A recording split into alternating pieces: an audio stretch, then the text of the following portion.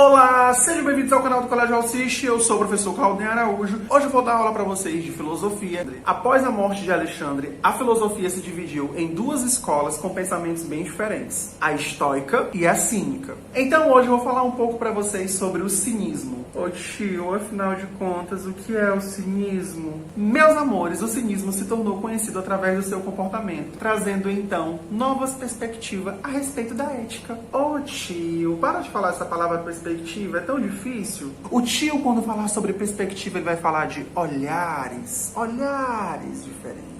Então, voltando a falar sobre essa escola, eles acreditavam que a felicidade estava mais relacionada à vida simples, em acordo com a sua natureza, sem muitas complexidades, sem muitas regras, sabe? Sem muitos valores sociais também. Os cínicos, eles desprezavam ordens sociais. Eles eram vistos por muitos gregos como comportamentos muito degradantes ou comportamentos ruins. Chegavam até a ser comparados com animais, coitados. Mas apesar das críticas e do estilo de vida que esses filósofos levavam, meus amores, o seu comportamento, ele tinha uma motivação. Afinal de contas, que motivação é essa? Conduzir a vida de acordo com o que eles acreditavam. E se eu contar para vocês que esse posicionamento era um posicionamento valorizado na cultura grega dentro da antiguidade, os cínicos apontavam uma distinção em aspectos naturais.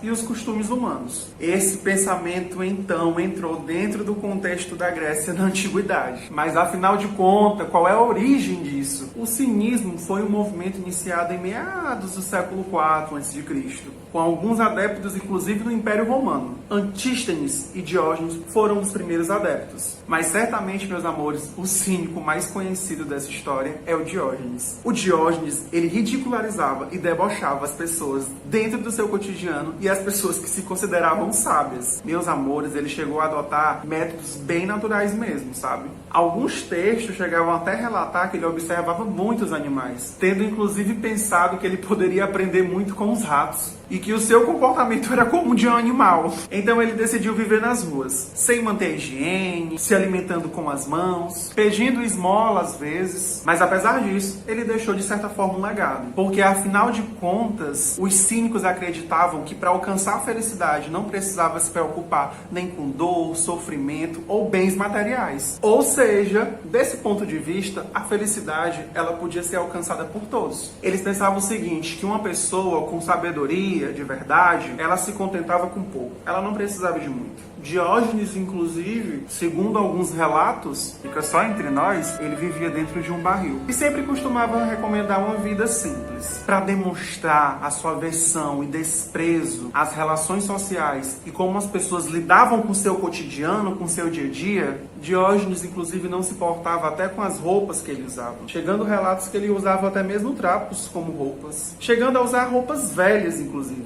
E eles levavam em consideração o seguinte, que um verdadeiro homem era aquele que não se deixava levar por uma vida sofisticada. Deixando algumas situações à parte, nós podemos buscar algumas reflexões dentro da história de Diógenes, sobre o quanto é importante levarmos uma vida simples. Ou como, por exemplo, valores, a amizade, o bem-estar, o convívio e o amor ao próximo devam ser mais cultuados do que qualquer outra coisa. E é isso, meninos. Eu espero que vocês tenham entendido acerca sobre o cinismo e um pouco da história de Diógenes. E espero também que vocês tenham gostado dessa videoaula. Se gostou, curte, compartilha com os amigos, não se esqueça de se inscrever no canal e deixa um beijo pro tio. Até a próxima aula.